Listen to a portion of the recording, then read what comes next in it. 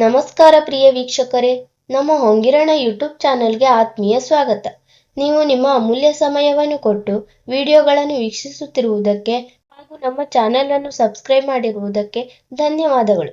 ಕಾಡಿನ ಮಧ್ಯದಲ್ಲಿ ಮರದ ಕೆಳಗೆ ಸುಂದರ ಹುಡುಗಿಯೊಬ್ಬಳು ಕುಳಿತು ಅಳುತ್ತಿದ್ದಳು. ಅದೇ ಕ್ಷಣ ಎಲೆಗಳ ಮೇಲೆ ಏನೋ ಹರಿದು ಬರುವ ಶಬ್ದ ಕೇಳಿಸಿತ್ತು. ಹುಡುಗಿ ಗಾಬರಿಯಿಂದ ತನ್ನ ಸುತ್ತಲೂ ನೋಡತೊಡಗಿದಳು. ಆಗ ಅವಳ ದೃಷ್ಟಿ ಒಂದು ವಿಷಕಾರಿ ಕಪ್ಪು ಹಾವಿನ ಮೇಲೆ ಬಿತ್ತು. ಅದು ಅವಳ ಕಡೆಗೆ ಹರಿದು ಬರುತ್ತಿತ್ತು. ಹುಡುಗಿ ಎದ್ದು ಓಡುವಷ್ಟರಲ್ಲಿ ಆ ಕಪ್ಪು ಹಾವು, ನಿಲ್ಲು, ನನ್ನನ್ನು ನೋಡಿ ಹೆದರುವ ಅಗತ್ಯವಿಲ್ಲ, ನಾನು ನಿನಗೆ ಕಚ್ಚುವುದಿಲ್ಲ ಎಂದು ಹೇಳಿತ್ತು. ಹುಡುಗಿ ಆಶ್ಚರ್ಯಚಕಿತಳಾದಳು. ಅವಳು ಗಾಬರಿಯಿಂದ, ಇದು ಹೇಗೆ ಸಾಧ್ಯ, ಅಷ್ಟಕ್ಕೂ ನೀನು ಹೇಗೆ ಮಾತನಾಡಬಲ್ಲೆ ಎಂದು ಕೇಳಿದಳು. ನಾನು ನಿನಗೆ ಎಲ್ಲವನ್ನು ತಿಳಿಸುತ್ತೇನೆ, ಆದರೆ ಅದಕ್ಕಿಂತ ಮೊದಲು ನೀನು ನನ್ನ ಪ್ರಾಣ ಉಳಿಸಬೇಕು. ಒಬ್ಬ ಬೇಟೆಗಾರ ನನ್ನನ್ನು ಹಿಡಿಯಲು ಬರುತ್ತಿದ್ದಾನೆ. ನಾನು ಬಹಳ ಕಷ್ಟದಿಂದ ಅವನ ಕೈಯಿಂದ ತಪ್ಪಿಸಿಕೊಂಡು ಬಂದಿದ್ದೇನೆ. ನನ್ನನ್ನು ನಂಬು, ನಿನ್ನ ದುಪ್ಪಟಾದಲ್ಲಿ ನನ್ನನ್ನು ಅಡಗಿಸಿಕೊ. ಹುಡುಗಿ ಹಾವಿನ ಮಾತನ್ನು ಒಪ್ಪಿಕೊಂಡು ತನ್ನ ದುಪ್ಪಟದ ಒಳಗೆ ಅದನ್ನು ಚೆನ್ನಾಗಿ ಅಡಗಿಸಿಕೊಂಡಳು. ಅಷ್ಟರಲ್ಲಿ ಒಬ್ಬ ಮನುಷ್ಯ ಎದುರಿನಿಂದ ಓಡುತ್ತಾ ಬರುತ್ತಿದ್ದ. ಅವನ ಒಂದು ಕೈಯಲ್ಲಿ ಕೆಲವು ಸತ್ತ ಹಾವುಗಳಿದ್ದವು ಮತ್ತು ಇನ್ನೊಂದು ಕೈಯಲ್ಲಿ ಒಂದು ದೊಡ್ಡ ಲಾಠಿ ಇತ್ತು. ಆ ಮನುಷ್ಯ ಹುಡುಗಿಯ ಹತ್ತಿರ ಬಂದು ಹೇಳಿದ, ನೀನು ಈ ನಿರ್ಜನ ಕಾಡಿನಲ್ಲಿ ಒಬ್ಬಳೇ ಏನು ಮಾಡುತ್ತಿದ್ದೀಯಾ? ಮತ್ತು ನೀನೇನಾದರೂ ಒಂದು ಕಪ್ಪು ಹಾವು ಇಲ್ಲಿಂದ ಹಾದು ಹೋಗುವುದನ್ನು ನೋಡಿದ್ದೀಯಾ? ಹುಡುಗಿ, ನಾನು ಅಡುಗೆ ಮಾಡಲು ಕಟ್ಟಿಗೆಗಳನ್ನು ಹುಡುಕುತ್ತಿದ್ದೇನೆ. ನಾನು ಯಾವುದೇ ಹಾವನ್ನು ಇಲ್ಲಿ ನೋಡಿಲ್ಲ ಮತ್ತು ನನಗೆ ಹಾವುಗಳೆಂದರೆ ಬಹಳ ಭಯ ಎಂದು ಹೇಳಿದಳು. ಆ ಮನುಷ್ಯ, ನಿನಗೇನಾದರೂ ಹಾವು ಕಂಡರೆ ಅದನ್ನು ಲಾಠಿಯಿಂದ ಹೊಡೆದು ಕೊಂದು ಬಿಡು, ಏಕೆಂದರೆ ಅವು ಬಹಳ ವಿಷಕಾರಿಯಾಗಿರುತ್ತವೆ ಎಂದು ಹೇಳಿ ಬೇಟೆಗಾರ ಅಲ್ಲಿಂದ ಹೊರಟು ಹೋದನು. ಹುಡುಗಿ ಅಕ್ಕಪಕ್ಕದಲ್ಲಿ ಯಾರೂ ಇಲ್ಲ ಎನ್ನುವುದನ್ನು ನೋಡಿ ಅವಳು ದುಪ್ಪಟದಿಂದ ಹಾವನ್ನು ಹೊರಗೆ ಬಿಟ್ಟಳು. ಆಗ ಹಾವು, ನೀನು ಎಷ್ಟು ದಯಾಳು, ನಿನ್ನ ಕಾರಣದಿಂದ ಇಂದು ನನ್ನ ಪ್ರಾಣ ಉಳಿಯಿತು. ಈ ಉಪಕಾರವನ್ನು ನಾನು ಎಂದಿಗೂ ಮರೆಯುವುದಿಲ್ಲ. ಜೊತೆಗೆ ನಂದೊಂದು ಸಣ್ಣ ಪ್ರಶ್ನೆ, ನೀನು ಈ ನಿರ್ಜನ ಪ್ರದೇಶದಲ್ಲಿ ಏನು ಮಾಡುತ್ತಿದ್ದೀಯಾ? ಮತ್ತು ನೀನು ತಾಯಿಯಾಗಲಿರುವೆ ಎಂದು ನನಗೆ ಅನಿಸುತ್ತಿದೆ. ಈ ಸ್ಥಿತಿಯಲ್ಲಿ ನೀನು ನಿನ್ನ ಮನೆಯಲ್ಲಿ ಇರಬೇಕಿತ್ತಲ್ಲವೇ ಎಂದು ಕೇಳಿತ್ತು. ಹುಡುಗಿ ಉದಾಸ ಮನಸ್ಸಿನಿಂದ, ನನ್ನ ಈ ದುಸ್ಥಿತಿಗೆ ನಾನೇ ಕಾರಣ. ನನ್ನಿಂದ ಒಂದು ಬಹಳ ದೊಡ್ಡ ತಪ್ಪಾಗಿ ಹೋಗಿದೆ. ಆ ಕಾರಣದಿಂದ ಇಂದು ನಾನು ಹೀಗೆ ಅಲಿಯುತ್ತಿದ್ದೇನೆ ಎಂದು ಹೇಳಿದಳು. ಹಾವು, ಅಂತಹದೇನು ತಪ್ಪು ಮಾಡಿದೆ ನೀನು? ನನಗೆ ತಿಳಿಸು, ನಾನು ತಿಳಿಯಲು ಬಯಸುತ್ತೇನೆ ಎಂದು ಹೇಳಿತು. ಹುಡುಗಿ ಹೇಳಲು ಪ್ರಾರಂಭಿಸಿದಳು, ನನ್ನ ತಂದೆ ಒಬ್ಬ ರೈತ. ಅವರ ಬಳಿ ಹಣಕ್ಕೆ ಯಾವುದೇ ಕೊರತೆ ಇರಲಿಲ್ಲ. ಅಮ್ಮ ಕೂಡ ನನ್ನನ್ನು ಬಹಳ ಪ್ರೀತಿಸುತ್ತಿದ್ದರು. ಒಂದು ದಿನ ನಾನು ತಂದೆಗೆ ಹೊಲಕ್ಕೆ ಊಟ ಕೊಡಲು ಹೋಗುತ್ತಿದ್ದೆ. ಆಗ ನಾನು ನಮ್ಮ ರಾಜ್ಯದ ರಾಜಕುಮಾರ ತನ್ನ ಗೆಳೆಯರೊಂದಿಗೆ ಹಳ್ಳಿಯ ಸಂಚಾರ ಮಾಡುತ್ತಾ ಅಲ್ಲಿಂದ ಹಾದು ಹೋಗುತ್ತಿರುವುದನ್ನು ನೋಡಿದೆ.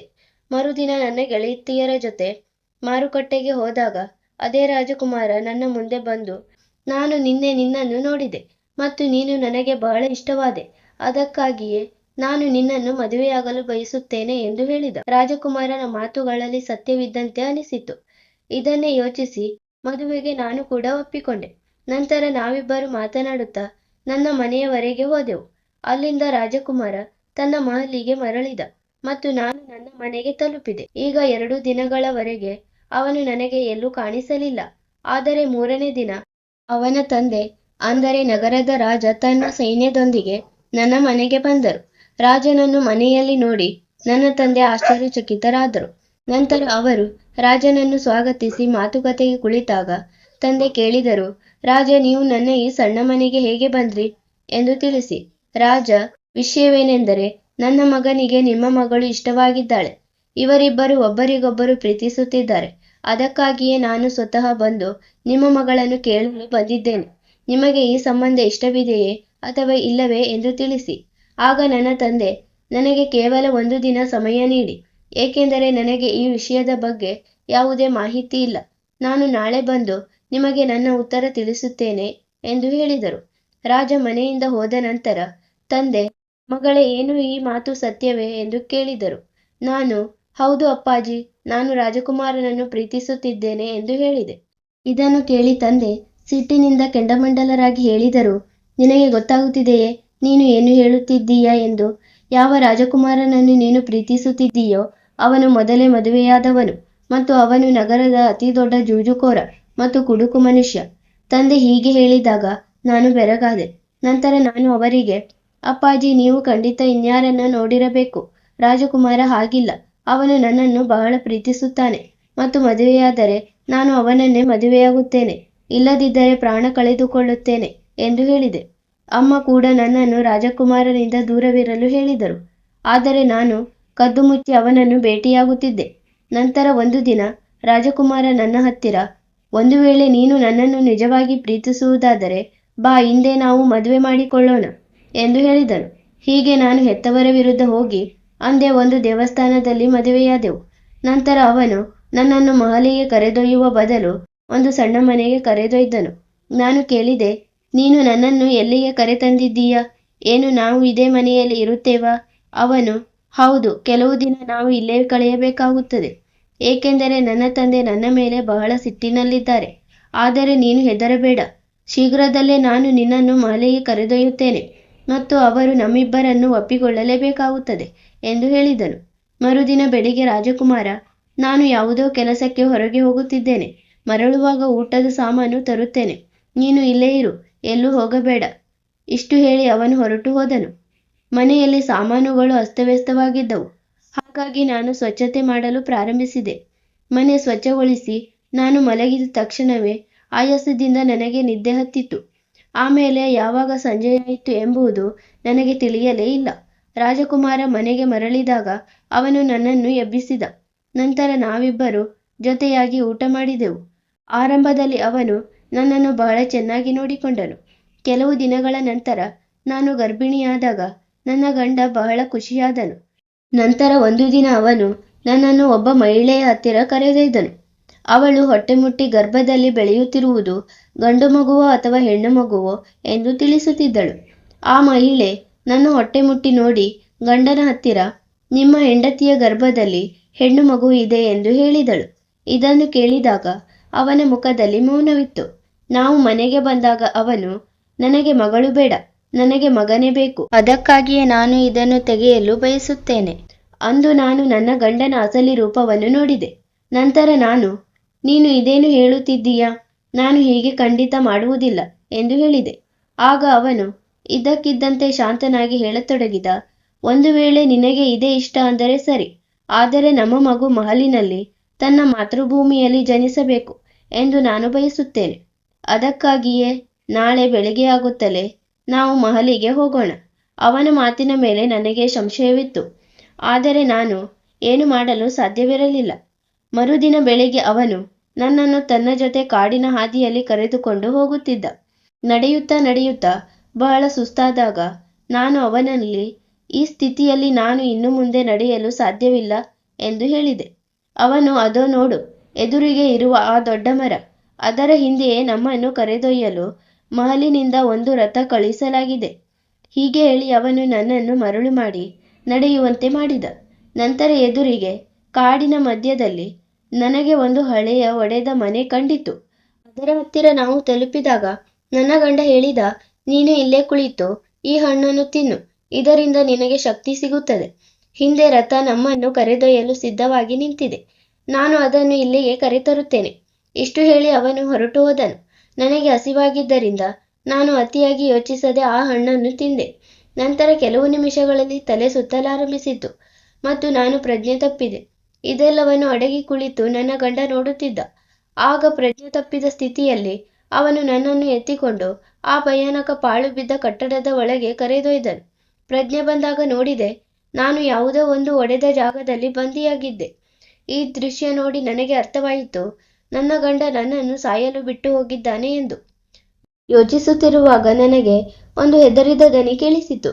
ಸರಿಯಾಗಿ ನೋಡಿದಾಗ ಹಿಂದೆ ಇನ್ನೊಬ್ಬ ಮಹಿಳೆ ನೆಲದ ಮೇಲೆ ಬಹಳ ಕೆಟ್ಟ ಸ್ಥಿತಿಯಲ್ಲಿ ಬಿದ್ದಿರುವುದು ಕಂಡಿತು. ನಾನು ಓಡಿ ಅವಳ ಹತ್ತಿರ ಹೋದೆ. ಆಗ ಅವಳು ಕೂಡ ಗರ್ಭಿಣಿ ಎಂದು ತಿಳಿಯಿತು. ನಾನು ಅವಳಲ್ಲಿ ಕೇಳಿದೆ, ನೀನು ಯಾರು ಮತ್ತು ಇಲ್ಲಿಗೆ ಹೇಗೆ ತಲುಪಿದೆ? ಅವಳು, ನನ್ನ ಹೆಸರು ಚಾಂದಿನಿ, ನನ್ನನ್ನು ಉಳಿಸು, ನನ್ನ ಗಂಡ ನನ್ನನ್ನು ಇಲ್ಲಿ ಬಂಧಿಸಿ ಇಟ್ಟಿದ್ದಾನೆ ಎಂದು ಹೇಳಿದಳು. ಅವಳ ಮಾತುಗಳಿಂದ ಸ್ಪಷ್ಟವಾಯಿತು, ಅಂದರೆ ಚಾಂದಿನಿ ಮತ್ತು ನನ್ನ ಗಂಡ ಇಬ್ಬರು ಒಬ್ಬನೇ ಮನುಷ್ಯ ಎಂದು. ಮತ್ತು ನಾನು ದೃಷ್ಟಿ ಹರಿಸಿದಾಗ ನಮ್ಮ ಆಸುಪಾಸಿನಲ್ಲಿ ಮನುಷ್ಯನ ಅದೆಷ್ಟೋ ಮೂಳೆಗಳು ಬಿದ್ದಿರುವುದು ಕಂಡಿತು. ಅದನ್ನು ನೋಡಿದರೆ ನಾವು ಅವನ ಮೊದಲ ಬಲಿಪಶುಗಳಲ್ಲ ಎಂದು ಸ್ಪಷ್ಟವಾಗಿ ತಿಳಿಯುತ್ತಿತ್ತು. ಈಗ ನಾನು ತಕ್ಷಣವೇ ಹೊರಗೆ ಹೋಗಲು ದಾರಿ ಹುಡುಕಲಾರಂಭಿಸಿದೆ. ಆದರೆ ಆ ಜಾಗ ಪೂರ್ತಿಯಾಗಿ ಮುಚ್ಚಲ್ಪಟ್ಟಿತ್ತು. ಅಲ್ಲಿಂದ ಹೊರಬರಲು ನನಗೆ ಯಾವುದೇ ದಾರಿ ಕಾಣಿಸಲಿಲ್ಲ. ಅಷ್ಟರಲ್ಲಿ ನನ್ನ ಗಂಡ ಬಂದು ಹೇಳಿದ, ಇಲ್ಲಿಂದ ಹೊರಬರುವ ಬಗ್ಗೆ ಯೋಚಿಸಬೇಡ. ಈ ಮೂಳೆಗಳು ಬಿದ್ದಿರುವುದನ್ನು ನೋಡುತ್ತಿದ್ದೀಯಲ್ಲವೇ? ಇವರು ಕೂಡ ಓಡಿ ಹೋಗಲು ಪ್ರಯತ್ನಿಸಿದರು, ಆದರೆ ಎಲ್ಲರೂ ಕೊಲ್ಲಲ್ಪಟ್ಟರು. ಈಗ ನೀವು ಕೂಡ ಇಲ್ಲೇ ಸಾಯುತ್ತೀರಿ. ಆದರೆ ನೀನು ಹೀಗೆ ಏಕೆ ಮಾಡುತ್ತಿದ್ದೀಯ? ನನ್ನ ತಪ್ಪೇನು? ಮತ್ತು ಅಲ್ಲಿ ಬಿದ್ದಿರುವ ಆ ಹೆಣ್ಣು ಮಗಳು ನಿನಗೆ ಏನು ಕೇಡು ಮಾಡಿದ್ದಾಳೆ ಎಂದು ನಾನು ಕೇಳಿದೆ. ಅವನು, ನಿಮ್ಮಿಬ್ಬರ ತಪ್ಪೇನೆಂದರೆ ನಾನು ನಿಮಗೆ ಮೊದಲೇ ಹೇಳಿದ್ದೆ, ನನಗೆ ಮಗಳು ಬೇಡ ಎಂದು. ಆದರೆ ನೀವು ನನ್ನ ಮಾತು ಕೇಳಲಿಲ್ಲ. ಅದಕ್ಕಾಗಿಯೇ ನೀವಿಬ್ಬರು ಸಾಯುತ್ತೀರಿ. ನಂತರ ಅವನು ಬಲವಂತವಾಗಿ ನನ್ನ ಮತ್ತು ಅಲ್ಲಿ ಬಿದ್ದಿದ್ದ ಇನ್ನೊಬ್ಬ ಮಹಿಳೆಯ ಕೈಯನ್ನು ಒಂದು ಸರಪಳಿಗೆ ಕಟ್ಟಿದ. ನಮ್ಮ ಸಾವನ್ನು ಖಚಿತಪಡಿಸಿಕೊಂಡ. ನಂತರ ಆ ಸೈತಾನ ಮನುಷ್ಯ ಹೊರಟು ಹೋದನು. ಆದರೆ ನಾನು ಸೋಲೊಪ್ಪಲಿಲ್ಲ. ನನ್ನ ಪೂರ್ಣ ಶಕ್ತಿಯಿಂದ ಸರಪಳಿಯನ್ನು ಎಳೆಯತೊಡಗಿದೆ. ಆ ಮಹಿಳೆ ಕೂಡ ತನ್ನಲ್ಲಿ ಉಳಿದಿದ್ದ ಶಕ್ತಿಯನ್ನು ಹಾಕಿ ನನಗೆ ಸಹಾಯ ಮಾಡಿದಳು. ಅಂತಿಮವಾಗಿ ಸರಪಳಿಯನ್ನು ಮುರಿದು ನಾನು ಸ್ವತಂತ್ರಳಾದೆ. ನಂತರ ನಾನು ಅವಳಿಗೆ, ಚಾಂದಿನಿ, ನಾನು ಹಳ್ಳಿಯವರನ್ನು ಕರೆದುಕೊಂಡು ಬರುತ್ತೇನೆ, ನೀನು ಗಾಬರಿಯಾಗಬೇಡ ಎಂದು ಹೇಳಿ ಸಹಾಯಕ್ಕಾಗಿ ಕಾಡಿನಲ್ಲಿ ನಾನು ಅತ್ತ ಇತ್ತ ಅಲೆಯುತ್ತಿದ್ದೆ.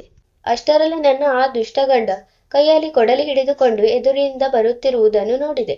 ನಾನು ತಕ್ಷಣ ಒಂದು ಮರದ ಹಿಂದೆ ಅಡಗಿ ಕುಳಿತೆ. ಈಗ ನನಗೆ ಆ ಮಹಿಳೆಯ ಬಗ್ಗೆ ಚಿಂತೆಯಾಗತೊಡಗಿತು. ಏಕೆಂದರೆ ನನ್ನ ಆ ದುಷ್ಟಗಂಡ ಅದೇ ಕಡೆಗೆ ಹೋಗುತ್ತಿದ್ದ. ಅವನು ಸ್ವಲ್ಪ ದೂರ ಹೋದ ನಂತರ ನಾನು ನನ್ನ ಪೂರ್ಣ ಶಕ್ತಿಯಿಂದ ಓಡಿದೆ. ಓಡುತ್ತಾ ಓಡುತ್ತಾ ನಾನು ಯಾವುದೋ ನದಿಯ ದಡಕ್ಕೆ ತಲುಪಿದೆ. ಅಲ್ಲಿ ಕೆಲವು ಜನರು ಮೀನು ಹಿಡಿಯುತ್ತಿದ್ದರು. ನಾನು ಅವರ ಹತ್ತಿರ ಹೋಗಿ ಸಹಾಯ ಮಾಡಿ, ಒಬ್ಬ ವ್ಯಕ್ತಿ ನನ್ನನ್ನು ಮತ್ತು ಅಲ್ಲಿರುವ ಇನ್ನೊಬ್ಬ ಮಹಿಳೆಯನ್ನು ಕೊಲ್ಲಲು ಬಯಸುತ್ತಿದ್ದಾನೆ ಎಂದು ಹೇಳಿದೆ. ಆ ಜನರು, ಒಂದು ವೇಳೆ ನೀವು ನಮ್ಮನ್ನು ಅಲ್ಲಿಗೆ ಕರೆದುಕೊಂಡು ಹೋದರೆ ನಾವು ನಿಮಗೆ ಖಂಡಿತ ಸಹಾಯ ಮಾಡುತ್ತೇವೆ ಎಂದು ಹೇಳಿ ಎಲ್ಲರೂ ಕೈಯಲ್ಲಿ ಲಾಠಿ ಕಟ್ಟಿಗೆ ಹಿಡಿದುಕೊಂಡು ನನ್ನ ಹಿಂದೆ ನಡೆಯಲಾರಂಭಿಸಿದರು. ಜನರ ಜೊತೆ ನಾನು ಆ ಭಯಾನಕ ಮನೆ ತಲುಪಿದಾಗ ನನ್ನ ಪತಿ ಗೋಡೆ ಮುರಿದು ಅಲ್ಲಿಂದ ಓಡಿ ಹೋದನು. ಕೆಲವು ಜನರು ಅವನನ್ನು ಹೊಡೆಯಲು ಲಾಠಿ ಹಿಡಿದು ಅವನ ಹಿಂದೆ ಓಡಿದರು. ಆ ಮಹಿಳೆಯನ್ನು ಸರಪಳಿಯಿಂದ ಬಿಡಿಸಿ ಹಳ್ಳಿಯವರ ರಕ್ಷಣೆಯಲ್ಲಿ ನಾವು ನದಿಯ ದಡಕ್ಕೆ ತಲುಪಿದೆವು. ದೋಣಿಯಲ್ಲಿ ನಾನು ಅವಳನ್ನು ಕುಳ್ಳಿರಿಸಿ, ಈಗ ನೀನು ಸ್ವತಂತ್ರಳಾಗಿದ್ದೀಯ, ನಿನ್ನ ಮನೆಗೆ ಹೋಗು ಎಂದು ಹೇಳಿದೆ. ಚಾಂದಿನಿ, ನೀನು ನಿನ್ನ ಮನೆಗೆ ಹೋಗುವುದಿಲ್ಲವೇ? ಈ ಅಪಾಯಕಾರಿ ಕಾಡಿನಲ್ಲಿ ನೀನು ಏನು ಮಾಡುವೆ ಎಂದು ಕೇಳಿದಳು. ನಾನು ಬಹಳ ದೊಡ್ಡ ತಪ್ಪು ಮಾಡಿದ್ದೇನೆ. ಅದಕ್ಕಾಗಿಯೇ ನಾನು ನನ್ನ ಮನೆಗೆ ಎಂದು ಮರಳಲು ಸಾಧ್ಯವಿಲ್ಲ ಎಂದು ಹೇಳಿದೆ. ಮೀನುಗಾರ ದೋಣಿ ನಡೆಸಲು ಪ್ರಾರಂಭಿಸಿದ. ನಾನು ಚಾಂದಿನಿಗೆ ವಿದಾಯ ಹೇಳಿದೆ. ಅವಳು ಹೋದ ನಂತರದ ಮುಂದಿನ 4 ದಿನಗಳವರೆಗೆ ನಾನು ಒಬ್ಬಳೇ ಕಾಡುಗಳಲ್ಲಿ ಅಲೆಯುತ್ತಿದ್ದೆ. ಆ ದುಷ್ಟನನ್ನು ಮದುವೆಯಾಗಿರುವುದು ನನ್ನ ಜೀವನದ ಅತಿ ದೊಡ್ಡ ತಪ್ಪಾಗಿತ್ತು. ಈಗ ನಾನು ನಿನಗೆ ನನ್ನ ಬಗ್ಗೆ ಎಲ್ಲವನ್ನು ತಿಳಿಸಿಬಿಟ್ಟಿದ್ದೇನೆ. ಆಗ ಹಾವು, ವಾಸ್ತವದಲ್ಲಿ ನೀನು ಬಹಳ ಸ್ವಚ್ಛ ಹೃದಯದವಳಾಗಿದ್ದೀಯ ಮತ್ತು ಧೈರ್ಯವಂತೆಯೂ ಕೂಡ. ನೀನು ನನಗೆ ಮಾಡಿದ ಉಪಕಾರದ ಬದಲಾಗಿ ನಾನು ಕೂಡ ನಿನಗಾಗಿ ಏನನ್ನಾದರೂ ಮಾಡಲು ಬಯಸುತ್ತೇನೆ. ನಾನು ಈ ಕಾಡಿನ ಒಂದೊಂದು ಇಂಚು ಜಾಗವನ್ನು ಬಲ್ಲೆ ಮತ್ತು ನನಗೊಂದು ಜಾಗ ತಿಳಿದಿದೆ. ಅಲ್ಲಿ ನಿನಗೆ ಇರಲು ಛಾವಣಿ ಸಿಗಬಹುದು ಎಂದು ಹೇಳಿ, ಒಂದು ವೇಳೆ ನೀನು ಬಯಸುವುದಾದರೆ ನಾನು ನಿನ್ನನ್ನು ಅಲ್ಲಿಗೆ ಕರೆದೊಯ್ಯಬಲ್ಲೆ ಎಂದು ಹೇಳಿತು. ಹುಡುಗಿ ಕೂಡ ಸರಿ ಎಂದು ಹೇಳಿ ಹಾವನ್ನು ಕೈಯಲ್ಲಿ ಹಿಡಿದುಕೊಂಡು ಅದು ಹೇಳಿದ ಹಾದಿಯಲ್ಲಿ ನಡೆಯಲಾರಂಭಿಸಿದಳು. ಸ್ವಲ್ಪ ಹೊತ್ತಿನ ನಂತರ ಅವರು ಒಂದು ಗುಡಿಸಲಿನ ಹತ್ತಿರ ತಲುಪಿದರು. ಒಳಗಡೆ ಹೋಗಿ ನೋಡಿದರೆ ಗುಡಿಸಲು ಸ್ವಲ್ಪ ಗಲೀಜಾಗಿತ್ತು. ಅವಳು ತಕ್ಷಣವೇ ಸ್ವಚ್ಛತೆ ಕೆಲಸ ಪ್ರಾರಂಭಿಸಿ ಆ ಜಾಗವನ್ನು ವಾಸಿಸಲು ಯೋಗ್ಯವಾಗಿ ಮಾಡಿದಳು. ನಂತರ ಕೆಲವು ದಿನಗಳು ಹೀಗೆಯೇ ಕಳೆದವು. ಅವಳು ಒಬ್ಬಳೇ ಕುಳಿತು ಯಾವಾಗಲೂ ಯೋಚಿಸುತ್ತಿದ್ದಳು ಮತ್ತು, ಹೇ ಪ್ರಭು, ನಾನು ನನ್ನ ತಂದೆ ತಾಯಿಯ ಮಾತನ್ನು ಕೇಳಲಿಲ್ಲ. ಅದರ ಶಿಕ್ಷೆ ನನಗೆ ಸಿಗುತ್ತಿದೆ. ಜಗತ್ತಿನಲ್ಲಿ ಕೇವಲ ತಂದೆ ತಾಯಿ ಮಾತ್ರ ತಮ್ಮ ಮಕ್ಕಳ ಹಿತದ ಬಗ್ಗೆ ಯೋಚಿಸುತ್ತಾರೆ. ನಾನು ಅವರ ಮಾತನ್ನು ಕೇಳದೆ ತಪ್ಪು ಮಾಡಿದೆ. ನನ್ನನ್ನು ಕ್ಷಮಿಸು ಪ್ರಭು ಎಂದು ಭಗವಂತನಲ್ಲಿ ಹೇಳುತ್ತಿದ್ದಳು. ನಂತರ ಮಗುವಿನ ಜನನದ ದಿನ ಬಂದೇ ಬಿಟ್ಟಿತು. ಅವಳ ಹೊಟ್ಟೆಯಲ್ಲಿ ಇದ್ದಕ್ಕಿದ್ದಂತೆ ನೋವು ಪ್ರಾರಂಭವಾಯಿತು. ಅವಳು ಅಸಹಾಯಕಳಾಗಿ ಒಬ್ಬಂಟಿಯಾಗಿ ಪ್ರಸವ ವೇದನೆಯಿಂದ ಒದ್ದಾಡಲಾರಂಭಿಸಿದಳು. ಅವಳ ಕಿರುಚಾಟ ಇಡೀ ಕಾಡು ಪ್ರತಿಧ್ವನಿಸಿತು. ಆದರೆ ಸಹಾಯ ಮಾಡುವವರು ಅಲ್ಲಿ ಯಾರೂ ಇರಲಿಲ್ಲ. ಬಹಳ ಹೊತ್ತು ನಡೆದ ಸಂಘರ್ಷದ ನಂತರ ಅವಳು 2 ಸುಂದರ ಹೆಣ್ಣು ಮಕ್ಕಳಿಗೆ ಜನ್ಮ ನೀಡಿದಳು. ಅಷ್ಟರಲ್ಲಿ ಹಾವು ಅಲ್ಲಿಗೆ ಬಂದು ಹೇಳಿತು, ನೋಡು, ಇದು ಭಗವಂತನ ಕೃಪೆಯೇ ಸರಿ. ನೀನು ಒಬ್ಬಳ ಬದಲು 2 ಮಕ್ಕಳಿಗೆ ಜನ್ಮ ನೀಡಿರುವೆ. ಈಗ ನೀನು ಒಬ್ಬಂಟಿಯಲ್ಲ ಎಂಬ ವಿಷಯ ನನಗೆ ಖುಷಿ ನೀಡಿದೆ. ಮತ್ತು ಒಂದು ಮಾತು, ನಿನ್ನ ಹೆಸರನ್ನು ನಾನು ತಿಳಿಯಬಹುದೇ? ನನ್ನ ಹೆಸರು ಸರಿತಾ. ಈ ಹೆಸರಿನಿಂದ ನೀನು ನನ್ನನ್ನು ಕರೆಯಬಹುದು ಎಂದು ಹೇಳಿದಳು. ಈಗ ಹಾವು ಆ ಇಬ್ಬರು ಮಕ್ಕಳ ಕಾಳಜಿ ವಹಿಸುತ್ತಿತ್ತು. ಮತ್ತು ಹೀಗೆ ಇಬ್ಬರು ಮಕ್ಕಳು ನಗುತ್ತಾ ಆಟವಾಡುತ್ತಾ ದೊಡ್ಡವರಾಗುತ್ತಿದ್ದರು. ನಂತರ ಒಂದು ದಿನ ಸರಿತಾ ಅಡುಗೆ ಮಾಡುತ್ತಿರುವಾಗ ಆ ಹಾವು ಹರಿದು ಅವಳ ಹತ್ತಿರ ಬಂದಿತು. ಅದನ್ನು ನೋಡಿ ಅವಳು ಕೇಳಿದಳು, ನೀನು ಎಲ್ಲಿಂದ ಇಷ್ಟೊಂದು ಅವಸರದಲ್ಲಿ ಬರುತ್ತಿದ್ದೀಯಾ? ಹಾವು, ಇಂದು ನಿನಗೆ ಬಹಳ ಖುಷಿಯ ದಿನ, ಏಕೆಂದ್ರೆ ನಾನು ನಿನ್ನ ಶತ್ರುವಿಗೆ ಕಚ್ಚಿ ಶಿಕ್ಷೆ ನೀಡಿದ್ದೇನೆ ಎಂದು ಹೇಳಿತು. ಇದನ್ನು ಕೇಳಿ ಅವಳು ಗಾಬರಿಯಿಂದ, ನೀನು ಯಾರಿಗೆ ಕಚ್ಚಿದೆ? ಯಾರ ಬಗ್ಗೆ ಮಾತನಾಡುತ್ತಿದ್ದೀಯಾ ಎಂದು ಕೇಳಿದಳು. ಹಾವು, ನನಗೆ ನಂಬಿಕೆ ಇದೆ, ನಾನು ಯಾರಿಗೆ ಕಚ್ಚಿದ್ದೇನೆಯೋ ಅವನು ನಿನ್ನ ಪತಿಯೇ ಆಗಿದ್ದಾನೆ ಎಂದು ಹೇಳಿತು. ನಿನಗೆ ಹೇಗೆ ತಿಳಿಯಿತು ಅವನು ನಗರದ ರಾಜಕುಮಾರ ಎಂದು? ನನಗೆ ತಿಳಿದಿರಲಿಲ್ಲ, ಆದರೆ ಅಲ್ಲಿ ನಿಂತಿದ್ದ ಒಬ್ಬ ಸಿಪಾಯಿ ಅವನನ್ನು ರಾಜಕುಮಾರ ಎಂದು ಕರೆದಾಗ ನನಗೆ ಅರ್ಥವಾಯಿತು. ಅವನು ಇನ್ಯಾರೂ ಅಲ್ಲ, ನಿನ್ನ ಜೀವನವನ್ನು ಹಾಳು ಮಾಡಲು ಪ್ರಯತ್ನ ಮಾಡಿದ ಅದೇ ವೇಷಧಾರಿ ಸೈತಾನ ಎಂದು. ನಂತರ ಅವಕಾಶ ಸಿಗುತ್ತಿದ್ದಂತೆಯೇ ನಾನು ಅವನಿಗೆ ಕಚ್ಚಿ ಅಲ್ಲಿಂದ ಓಡಿ ಬಂದೆ. ಈಗ ಸರಿತಾಳಿಗೆ ಅವನ ಮಾತಿನ ಮೇಲೆ ನಂಬಿಕೆ ಬಂದಿತ್ತು. ಅವಳು ಖುಷಿಯಾಗುವ ಬದಲು ಸಿಟ್ಟಿನಿಂದ ಹೇಳಿದಳು, ನೀನು ಬಹಳ ತಪ್ಪು ಮಾಡಿದೆ, ಏಕೆಂದ್ರೆ ಯಾವ ರಾಜಕುಮಾರನಿಗೆ ನೀನು ಕಚ್ಚಿದೆಯೋ ಅವನಿಗೆ ಈಗ ಒಂದು ಮಗು ಇದೆ. ಅವನು ಒಬ್ಬ ಮಗುವಿನ ತಂದೆಯಾಗಿದ್ದಾನೆ. ನಿನ್ನೆ ನಾನು ಮಾರುಕಟ್ಟೆಗೆ ಹೋದಾಗ ಅಲ್ಲಿ ಅವನನ್ನು ಮಗುವಿನ ಜೊತೆ ನೋಡಿದ್ದೆ. ಈಗ ನೀನೇ ಹೇಳು, ನಾನು ಒಬ್ಬ ಮಗುವಿನಿಂದ ಅವನ ತಂದೆಯನ್ನು ಕಿತ್ತುಕೊಂಡಿದ್ದು ಒಳ್ಳೆಯದಾಯಿತೇ? ನನಗೆ ಇದು ಸರಿಯೋ ತಪ್ಪೋ ಎಂದು ತಿಳಿಯದು, ಆದರೆ ಸೇಡು ತೀರಿಸಿಕೊಳ್ಳಲು ಇದೇ ಸರಿಯಾದ ಸಮಯವಾಗಿತ್ತು. ಅದಕ್ಕಾಗಿಯೇ ನಾನು ಅವನಿಗೆ ಕಚ್ಚಿದೆ. ನೋಡು, ನಾನು ನನ್ನ ಜೀವನದಲ್ಲಿ ಬಹಳ ದೊಡ್ಡ ತಪ್ಪುಗಳನ್ನು ಮಾಡಿದ್ದೇನೆ. ನಾನು ಇನ್ನೊಂದು ತಪ್ಪು ಮಾಡಿ ಯಾವುದೋ ಮಗುವನ್ನು ಅನಾಥ ಮಾಡಬೇಕೆ? ಈಗ ನೀನು ಅವನನ್ನು ಹೇಗೆ ಗುಣಪಡಿಸಬೇಕು? ನಿನ್ನ ವಿಷಕ್ಕೆ ಮದ್ದು ಏನು ಎಂದು ನನಗೆ ತಿಳಿಸು. ನಂತರ ಹಾವು ಇಷ್ಟವಿಲ್ಲದಿದ್ದರೂ ತನ್ನ ವಿಷವನ್ನು ನಾಶ ಮಾಡುವ ಗಿಡಮೂಲಿಕೆಗಳ ಬಗ್ಗೆ ತಿಳಿಸಿತು. ಸರಿತಾ ಕಾಡಿನಲ್ಲಿ ತಕ್ಷಣವೇ ಎಲ್ಲ ಔಷಧಿಗಳನ್ನು ಸಂಗ್ರಹಿಸಿ ಓಡುತ್ತಾ ರಾಜಕುಮಾರನ ಹತ್ತಿರ ತಲುಪಿದಳು. ನಂತರ ಸೈನಿಕರಿಗೆ, ಇವು ಕೆಲವು ಗಿಡಮೂಲಿಕೆಗಳು, ಇವು ಹಾವಿನ ವಿಷವನ್ನು ನಾಶ ಮಾಡುತ್ತವೆ, ಇದನ್ನು ಬೇಗ ರಾಜಕುಮಾರನಿಗೆ ಕುಡಿಸಿ ಎಂದು ಹೇಳಿದಳು. ಗಿಡಮೂಲಿಕೆಗಳು ಗಂಟಲಲ್ಲಿ ಕೆಳಗೆ ಇಳಿಯುತ್ತಿದ್ದಂತೆಯೇ ಅವನಿಗೆ ಪ್ರಜ್ಞೆ ಬಂದಿತು. ಅವನು, ನನಗೆ ಏನಾಗಿತ್ತು? ನಾನು ನೆಲದ ಮೇಲೆ ಏಕೆ ಬಿದ್ದಿದ್ದೇನೆ ಎಂದು ಕೇಳಿದನು. ಸೈನಿಕರು, ನಿಮಗೆ ಒಂದು ವಿಷಕಾರಿ ಹಾವು ಕಚ್ಚಿತ್ತು. ಈ ಹಿಂದೆ ನಿಂತಿರುವ ಮಹಿಳೆಯೇ ನಿಮ್ಮ ಪ್ರಾಣ ಉಳಿಸಿರುವುದು ಎಂದು ಹೇಳಿದರು. ರಾಜಕುಮಾರ ಕೇಳಿದ, ಯಾವ ಮಹಿಳೆ? ನನಗೆ ಯಾರೂ ಕಾಣಿಸುತ್ತಿಲ್ಲವಲ್ಲ. ಆಗ ಎಲ್ಲರೂ ಆಶ್ಚರ್ಯಚಕಿತರಾಗಿ ಅತ್ತ ಇತ್ತ ನೋಡಲಾರಂಭಿಸಿದರು. ಇತ್ತ ಸರಿತಾ ಎಲ್ಲರ ದೃಷ್ಟಿಯಿಂದ ಅಡಗಿ ಅಲ್ಲಿಂದ ಮನೆಯ ಕಡೆಗೆ ಮರಳಿದ್ದಳು.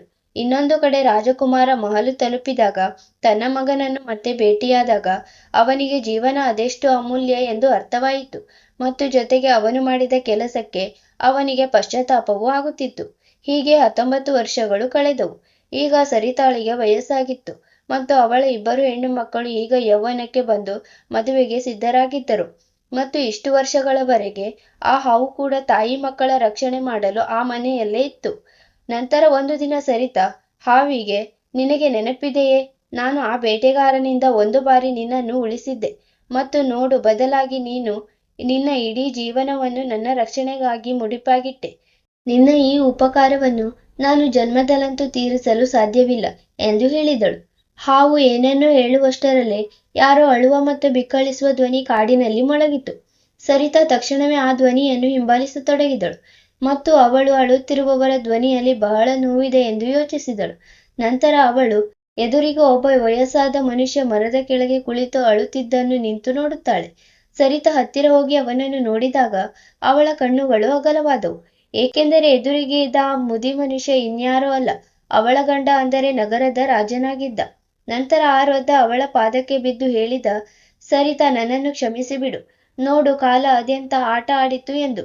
ನಾನು ಯಾವ ಮಗನಿಗಾಗಿ ಇಷ್ಟೆಲ್ಲ ಮಾಡಿದೆನೋ ಅವನೇ ನನ್ನ ಮೇಲೆ ದೌರ್ಜನ್ಯ ಮಾಡಿ ನನ್ನನ್ನು ರಾಜ್ಯದಿಂದಲೇ ಹೊರಹಾಕಿದ. ನನಗೆ ಭಗವಂತನ ಮೇಲೆ ಪೂರ್ಣ ನಂಬಿಕೆ ಇತ್ತು. ನೀನು ನನಗೆ ಮಾಡಿರುವ ಅನ್ಯಾಯಕ್ಕೆ ನಿನಗೆ ಶಿಕ್ಷೆ ಸಿಗಲೇಬೇಕಿತ್ತು. ಸರಿತಾ, ಹಾಗೆ ಹೇಳಬೇಡ. ನಾನು ಬಹಳ ಭರವಸೆ ಇರಿಸಿಕೊಂಡು ನಿನ್ನ ಹತ್ತಿರ ಬಂದಿದ್ದೇನೆ. ಒಂದು ಬಾರಿ ನನ್ನನ್ನು ಸ್ವೀಕರಿಸು. ನಾನು ಈ ವೃದ್ಧಾಪ್ಯದಲ್ಲಿ ಇನ್ನು ಎಲ್ಲಿ ಅಲೆಯಲಿ? ಸರಿತಾ ಕಿರುಚುತ್ತಾ ಹೇಳಿದಳು, ನೀನು ಇಲ್ಲಿಂದ ಹೊರಟು ಹೋಗು ಮತ್ತು ನಿನ್ನ ಕರ್ಮಗಳ ಶಿಕ್ಷೆ ಅನುಭವಿಸು. ಈಗ ಅವನು ಉದಾಸನಾಗಿ ಅಲ್ಲಿಂದ ದಟ್ಟ ಕಾಡುಗಳಲ್ಲಿ ಎಲ್ಲೋ ಹೊರಟು ಹೋದನು. ನಂತರ ಕೆಲವು ತಿಂಗಳುಗಳ ನಂತರ ಒಂದು ದಿನ ಹಾವಿನ ಆರೋಗ್ಯ ಬಹಳ ಹದಗೆಟ್ಟಿತ್ತು. ಆಗ ಅದು ಸರಿತಾಳಿಗೆ ಹೇಳಿತು, ನನ್ನ ಹತ್ತಿರ ಬಹಳ ಕಡಿಮೆ ಸಮಯವಿದೆ.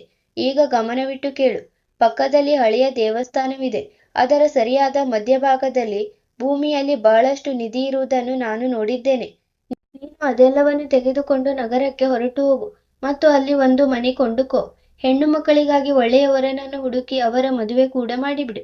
ಇಷ್ಟು ಹೇಳಿ ಹಾವು ಅಂತಿಮ ಉಸಿರು ಎಳೆದು ಈ ಪ್ರಪಂಚದಿಂದ ಶಾಶ್ವತವಾಗಿ ಹೊರಟು ಹೋಯಿತು. ಸರಿತಾ ಅದನ್ನು ಮನೆಯ ಪಕ್ಕದಲ್ಲಿ ಮಣ್ಣು ಮಾಡಿದಳು ಮತ್ತು ನಿಧಿಯನ್ನು ತೆಗೆದುಕೊಂಡು ಅವಳು ನಗರಕ್ಕೆ ಹೊರಟು ಹೋದಳು.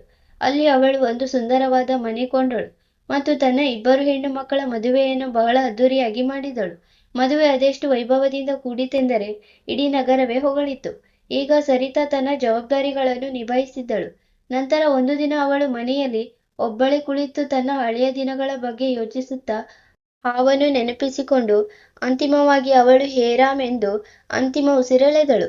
ನಿಮಗೆ ಈ ಕಥೆ ಇಷ್ಟವಾದರೆ ಕಮೆಂಟ್ನಲ್ಲಿ ತಿಳಿಸಿ, ಲೈಕ್ ಮಾಡಿ ಮತ್ತು ನಮ್ಮ ಚಾನೆಲ್ ಅನ್ನು ಸಬ್ಸ್ಕ್ರೈಬ್ ಮಾಡುವುದನ್ನು ಮರೆಯಬೇಡಿ.